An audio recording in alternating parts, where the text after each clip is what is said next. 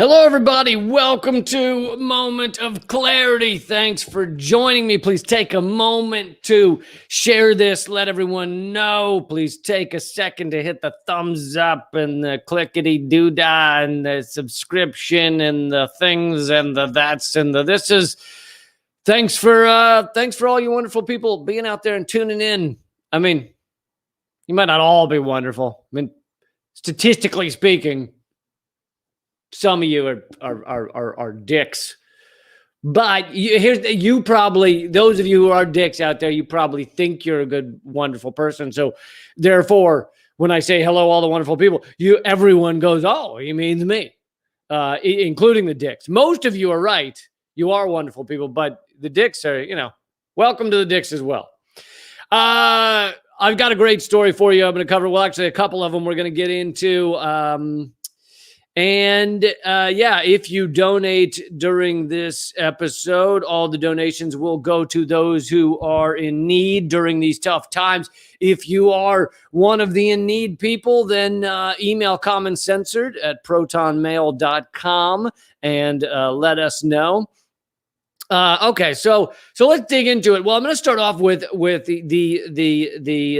kind of update on a story that I did not long ago. I talked to Lillian House. You might remember that I had her on here, and she was one of the organizers that had organized numerous peaceful protests in Denver and Aurora, Colorado, because of the killing of an unarmed black man there by the police. They were demanding an investigation, and they ultimately got it. They were facing, Lillian House, along with the two others, were facing these ridiculous charges, and one of them being kidnapping police. Yeah, you can imagine how well that would have gone if that were legitimate. If they had legitimately tried to grab police and put them in their car with a fucking black bag over their heads or some shit. Police don't tend to sit around and wait for that. So, no, the accusation of kidnapping was because someone had put rope around the handles of the police station, and thereby the police inside were claiming they had been kidnapped. Anyway, to give you a little update on that story, let's see here. Lillian House, Joel Northam, and Eliza Lucero just had their charges for kidnapping police officers dismissed by the Denver judge. The ridiculous charges were slapped on them as retribution for organizing protests to demand justice for Elijah McClain. That is good news. That is not all of their charges, I believe. There's still several other charges against them. However, that was the most ridiculous and the one that would have resulted in the most time in prison.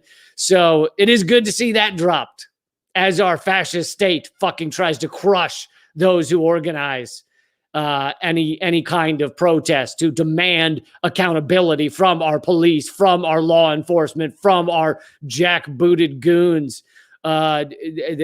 These people are made an example of and have these insane charges against them. So it is good to see those dropped, and I just wanted to let you guys know about that update. Okay, so let's get into the main story I wanted to get into. And yes, this again has a little bit to do with China. However, I don't want you thinking like, oh God, this is like the third episode on China. The reason this is about China, and several of these have been about China, is because that is one of the main fucking neoliberal, neocon, propagandistic bullshit, corporate garbage, propaganda. I already said that word, shouldn't have said it twice, that is being thrown at us.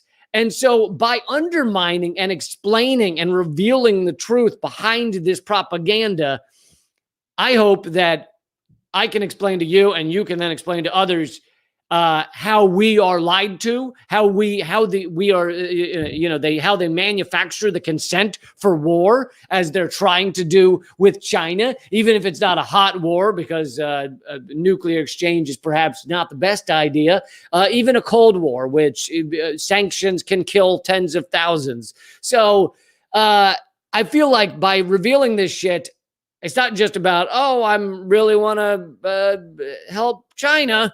No, it's about, if you realize the fucking garbage that is coming from our mainstream media and our politicians and our so-called leaders, if you realize the bullshit that's coming from them on this topic, then you'll probably look at some other topics and go, hey, I learned not to trust you on that other bullshit topic. Maybe I shouldn't trust you on this one. And maybe your friends will as well. So, yeah. That's why I want to get into this. There was a new study. So you probably, hopefully, if you're a regular viewer, you might remember that I covered the reporting, the reports that declared that China was committing a genocide against the Uyghurs. And those studies or whatever came almost exclusively from this crackpot Adrian Zenz. I'm not going to get into him again because I've done it on multiple episodes. I'll just leave it at like one sentence. Evangelical, anti-Semite, German who has no basis for claiming to be a China expert or a Uyghur expert. And he is the one writing reports saying that China, and he believes God sent him to destroy China.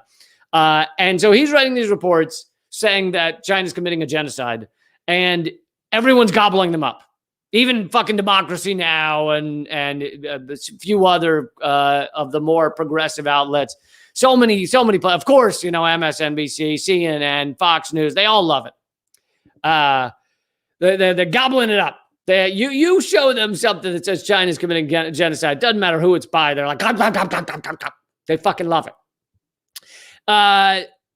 Now, there's a new report. A new one. Because apparently, some people are asking some questions about this Adrian Zenz guy. So there's a new report that the mainstream media, again, was like, oh my God, here it is. We have it, an independent report, not Adrian Zenz. We have a new independent report showing that there was a genocide, is a genocide in China happening now. Oh my God. So they claimed it was an independent report. So this is the article from the Gray Zone that and it was written by, well, hold on, let me share the screen here. So this article is written by Ajit Singh, and it's the independent report claiming Uyghur genocide. And I want to get into this because it is fucking hysterical. It is tremendously funny. Almost as funny as the Adrian Zenz shit. Okay, so I'll give you the opening quote from the article. Throughout March of 2021, throughout this month, headlines in corporate media outlets from CNN to The Guardian have blared about the release of the first independent report. No more Adrian Zenz. This is the first independent report to authoritatively determine that the Chinese government has violated each and every act of the UN Convention Against Genocide and therefore, quote, bears state responsibility for committing genocide against the Uyghurs. Bang, bang, bang. The report was published on March 8th by, and are you ready for these very official organizations that put it out? The New Lines Institute for Strategy and Policy. Wow, sounds very official, very official. In collaboration with the Raoul and the Americanized way of pronouncing it would be Wallenberg Center for Human Rights, although I know from someone Swedish that it's like Wallenberg Center for Human Rights. I'll get back to that one in a minute, but I'll just leave you with this, and I'm going to do the Americanized version again. Wallenberg was as described to me, kind of the Schindler of Sweden. He is an oppressive human being. I don't think he's alive anymore, but was an oppressive human being who who basically tried to make sure Jews were not killed in World War II. Okay, so he's impressive, but this is a center with his name on it. And at first, that sounds very official too, right? If you saw the Oscar Schindler Center of Diggity-Doo, you'd go, wow, I bet they do some official shit there. So those are the two organizations that put out this report, New Lines Institute and Raoul Wallenberry. So CNN, The Guardian, AFP, and CBC hailed the March 8th New Lines report as an independent analysis and a landmark legal report that involved dozens of international experts. Samantha Power, the Biden administration's nominee for the U.S. Agency for International Development, USAID, also promoted it and said this report shows how this genocide is precisely what China is doing with the Uyghurs. Now, if you don't know USAID, it's a CIA cutout, meaning it's basically CIA, but it's laundered through USAID, so it looks like an aid organization. So CIA cutout. And they were going to put Biden's trying to put Samantha Power at the head of it. Samantha Power, if you don't know her, well known as the kind of head of this responsibility to protect by the United States. She has never met a war she didn't love. She has never met a bombing she wasn't fucking cheering. Yeah, because she would tell you, we're saving people. We are saving democracy, and we're saving all those human beings, not the ones we blow up, but the other ones. The one, any that aren't blown up, saving. Any ones that remain after the blowing upage, saved all of them. Okay, and she would tell you that's why we got to keep bombing, and we got to do it in lots of places because we're saving so many people. So that's what she's known for. Very good person, wonderful person. Like you, like all of you, wonderful people. A majority of the reports, so this is when Ajit Singh gets into who these signatories are to the report. A lot of people signed on to this thing. So for those who kind of aren't really looking into it, they read a list of names and they go, wow, sounds very official. Okay, cool.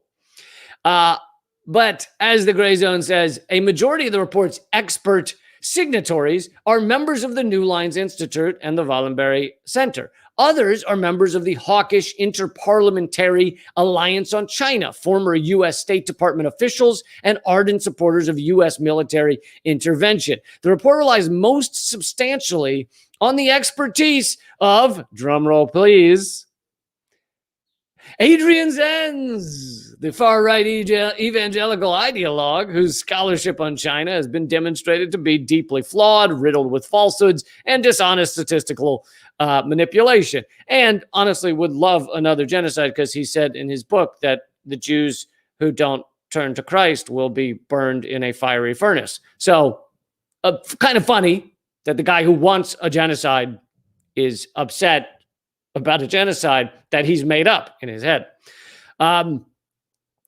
So now, for those of you thinking, well, okay, but I get the point that the report is crap, but this isn't very funny.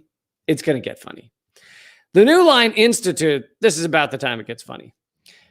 Now, well, hold on. Let me just pause here and say, this is I like to refer to this as laundering of facts. These facts or this information or this propaganda, facts is the wrong word because that implies true. This is the laundering of propaganda. If our U.S. government were to come out and say, hey, we've got a report says China does genocide, then most people are smart enough, or a lot of people are smart enough to go, well, that sounds kind of biased. It sounds like you are a government that wants to hurt China, so you put this out. But if you launder that, just like laundering money, if a guy shows up with a fucking $100,000 in unmarked bills in a bag and goes, this is mine. I made it. I was playing the flute on the subway. And I made this money, and also I'm connected to the mob. See, they do that, then the bank gets suspicious, the IRS gets suspicious. But if you launder the money, right, you put it through a fake, dry cleaner or something. Oh, we just made $100,000 with dry cleaning. Kind of crazy. It was a good spot. A lot of walk-in traffic. Oh my God. Then you can get through the IRS, the FBI, banks. You can trick them all because you say dry cleaning. This is what our government and those who want to create a new Cold War with China, create economic war with China, that's what they're doing right now with propaganda. They're laundering it. They're putting it through a fake dry cleaner storefront, so that you go, well, I trust this report because it came from a dry cleaner. I think I've pushed this analogy as far as I can. People trust this report because it came from the New Line Institute. It's an unbiased report from the New Line Institute and the Wallenberg Center. So there you go. All it's got to be legit. It comes from these two legit places. But then if you're smart, if you actually give a shit, if you actually question, if you actually want to dig deeper and find out what the flying fuck is going on here, you go, what is the New Line Institute? What is it? Well, as Ajit Singh says, the New Line Institute's parent organization is the Fairfax University of America. The what? The Fairfax University of America. By the way, I'm from Virginia. There's nothing in Fairfax. So the fact that a university is there, that sets off an alarm bell right there. The Fairfax University of Virginia is a disgraced institution that state regulators, this is Virginia state regulators, all right? Virginia not known for doing amazing shit on the education front, but even though I went to college there, I really shouldn't criticize them. And I went to public schools there. So, I mean, they do amazing things. Virginia, incredible. Anyway, disgraced institution that state regulators moved to shut down in 2019 after finding that, quote, its teachers weren't qualified to teach their assigned courses. Academic quality was patently deficient, and plagiarism was rampant and ignored. So basically, what the article continues to reveal is that this university, Fairfax University of America, is really a visa mill. A visa mill is where foreign students apply to a university. They accept all of them. Doesn't matter if they're good, if they're legitimate, if they are actually have good grades, if they're actually studying hard. Doesn't matter. They accept them all for a price, and then they give them a visa. So it's basically a fake way to get a visa into the country. You say, I'm going to school. And the school's like, yeah, whatever. We don't care. Study, don't study. We'll give you A's. Just send us the checks, all right? Send us the fucking checks. So it's a visa mill, apparently. And now it's a storefront for a propaganda laundering expedition. So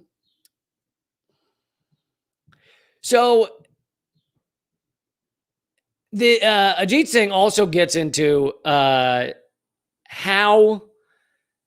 and I kind of skipped over the part like, okay, let's assume that this is a somewhat shady university. That, you know, New Line is that's their parent company is this Fairfax University, kind of shady. Why does that mean that this couldn't be a legit report on Uyghur genocide? Well, I hope you'd ask the question, if this were a legit report, why the fuck would it be run by a fucking awful visa mill?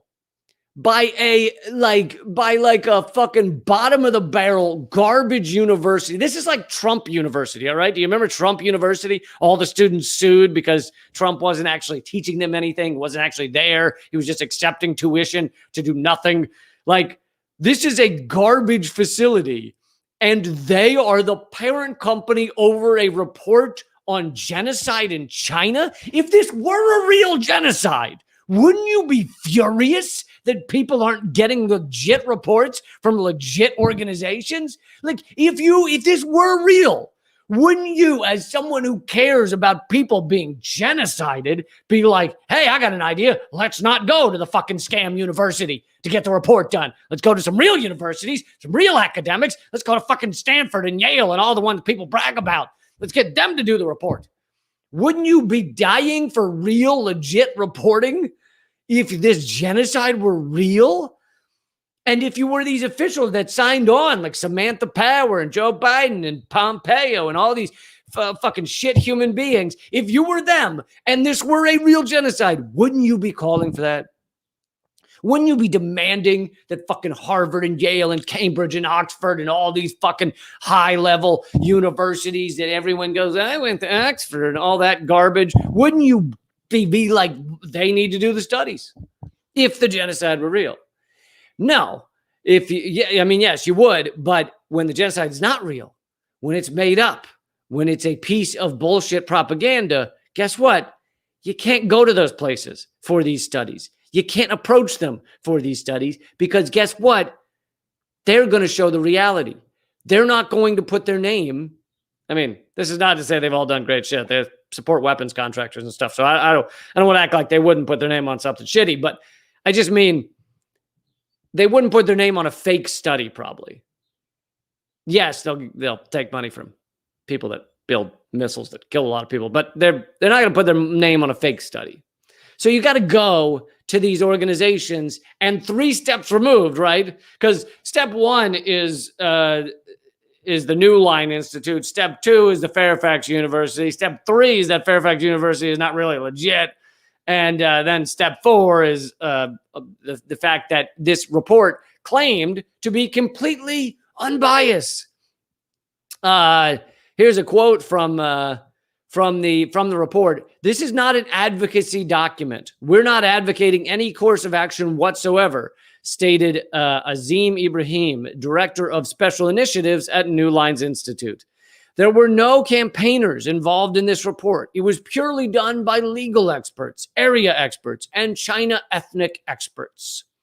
However, Ajit Singh goes through, and I'm not going to do it because it would take 45 minutes or something, but goes through each of the signers of this report and who they are. And without fail, every one of them is connected to ongoing regime change in other countries, U.S.-backed fucking wars, U.S.-backed garbage, U.S.-backed propaganda. They all are connected to it. So when they claim in this report, oh, this is just experts. Yeah, it's experts who have a long career, a long storied career of supporting our U.S. empire fucking destruction, war and destruction and death and abuse. They have long histories of that, like Samantha Power. And those are the people that signed on to this document. As Ajit Singh says, as the author says, at the Gray Zone, rather than consult a wide range of authorities and academic experts or subjected study to peer review, New Lines relied entirely on a narrowly focused community of like-minded ideologues. Also, I figured I'd take, just to give you one final taste of what exactly Fairfax University is that oversaw this report. I wanted to read you a online comment, an online review of the university that was posted. Let's see here. Don't waste your time here. This is the review of Fairfax University, which used to be called Virginia International University. That's why it says that over here in the corner. I've been working at Fairfax University of America full-time for more than a year. It's the worst place I've ever encountered in my life. This is not a legitimate university. It is based on fraud. Every student that applies gets accepted. No credentials are needed. Fraudulent documentation is encouraged and is accepted by the university. Management only cares about the dollars they're bringing in. They've lost many valuable people because they do not care about their employees. They treat their employees like shit, blah, blah, blah. They do not follow any labor employment laws. Many of the employees are previous students of the universities. They will do as they're told because of their visa status. Management, including the president, are not qualified for their jobs. Most of them have no prior experience in higher education, and many are not able to fully speak English. This place will eventually be shut down due to all of the illegal activities. So how does that sound for an institute to oversee a report on genocide in China? Like, if you learn that about an institution, would you be like, that's the one, we need them, let's get them? No, that's who you go to when you are full of shit. That's who you go to when you assume you can write New Lines Initiative over or institute or whatever over the top, and no one will really look in to what it is. That's exactly what that is. So now let's move on to the other signatory, the other main overarching institute or organization that put out this report. One was the New Line Institute. The other was the Swedish name I can't pronounce, Wallenberg Center. Like I said, he was an impressive guy. He's like the Oskar Schindler of Sweden. However, the center that has his name, that carries his name, to go back to the gray zone, based in Montreal, the Wallenberg Center was founded by Erwin Cotler. Notice, not by Wallenberg. Former Minister of Justice and Attorney General of Canada. In Canada. While often touted as a human rights champion, Cotler is in fact a champion of the quote-unquote responsibility to protect, the same thing that Samantha Power talks a lot about, and quote, humanitarian intervention, unquote, which are regularly invoked by Western states in order to justify imperial interventions in the global South. Cotler routinely levels propagandistic accusations of human rights abuses, atrocities, and genocide in service of Western imperialism, including interventions. This is what he's lobbied for, the guy that created and runs the institute, the center. He's lobbied for interventions in Libya, Syria, Iran, Venezuela. And Venezuela is where Cotler served as legal counsel for the far-right U.S.-backed Venezuelan coup leader, Leopoldo Lopez. Lopez's wife, Lilian Tintori, holds an advisory position at the Wallenberg Center. So there you go. That's what the Wallenberg Center actually is. So it's something to put, it's kind of like NATO. They write their name at the top of it, and people think that makes something legit. It makes a certain bombing legit. It makes a certain economic sanctions legit. But in fact, NATO is, I changed, it was the Christmas wreath on the pedophile, so I changed it to the Christmas lights. Pedophile Christmas lights, that's right. I shrunk it down to a shorter phrase. It's the Christmas lights on the pedophile's home. They're just there to make you think everything's cool inside that house. So yet again, we have another case of pedophile Christmas lights.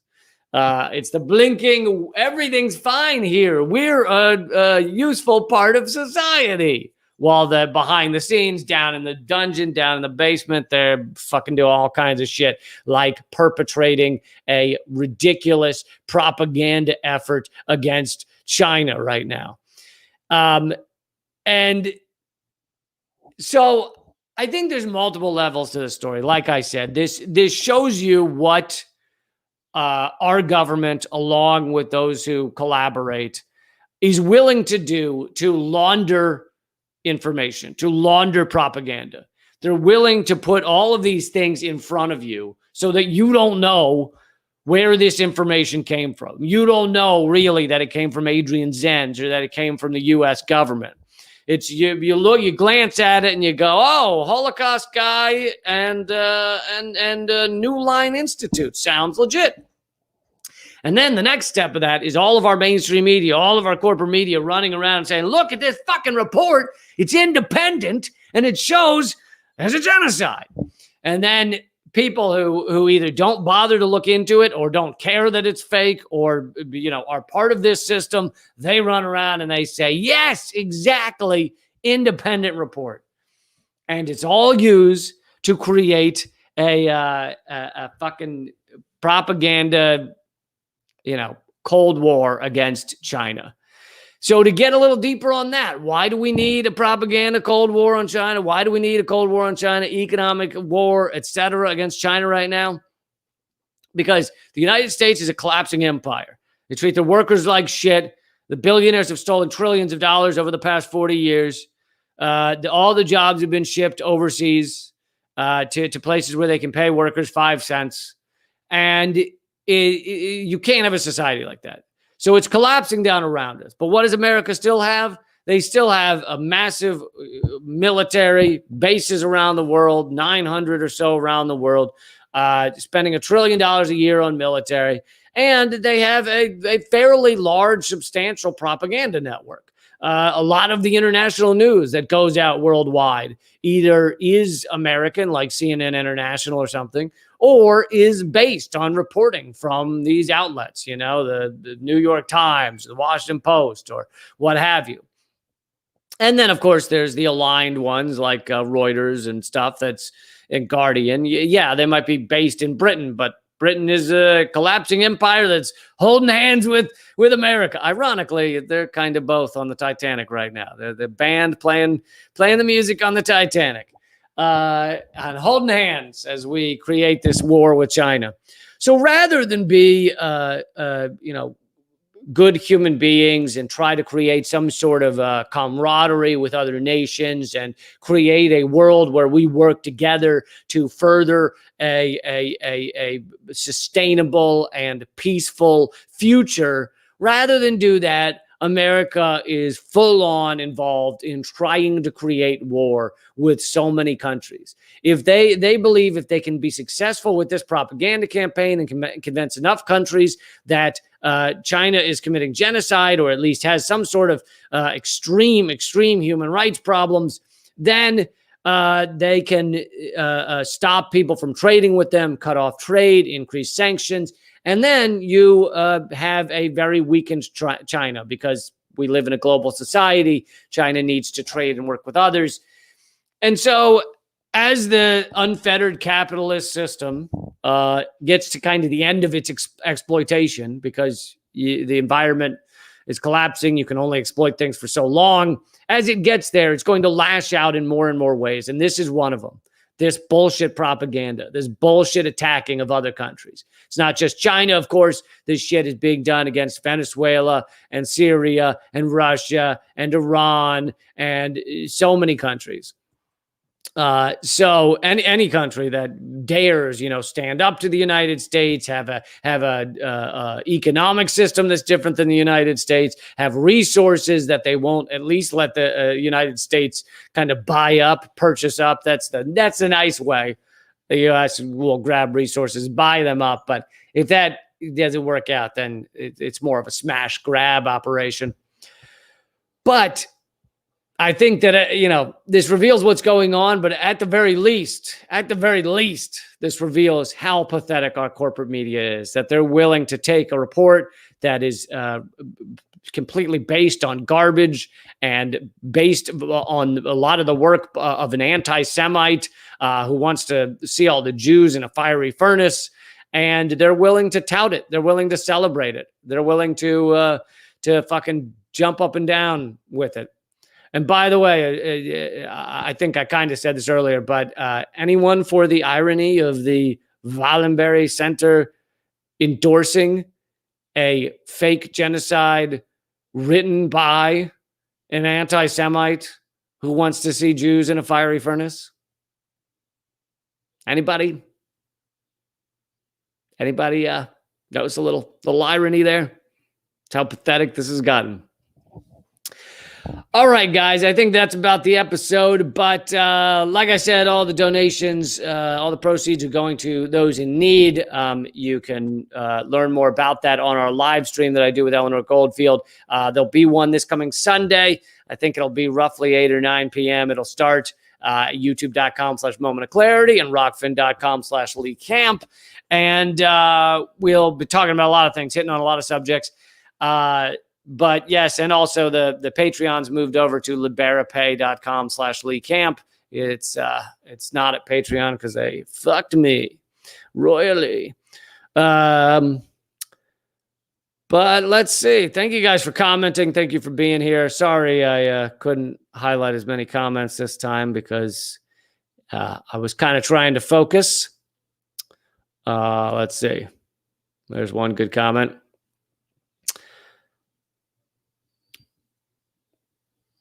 Yes, Max Blumenthal does a lot of great work. Actually, he is the founder of the Gray Zone, which is where I was quoting from during this episode. Well, thank you guys so much. And check out my podcasts, Common Censored, Government Secrets, and Moment of Clarity. And keep fighting.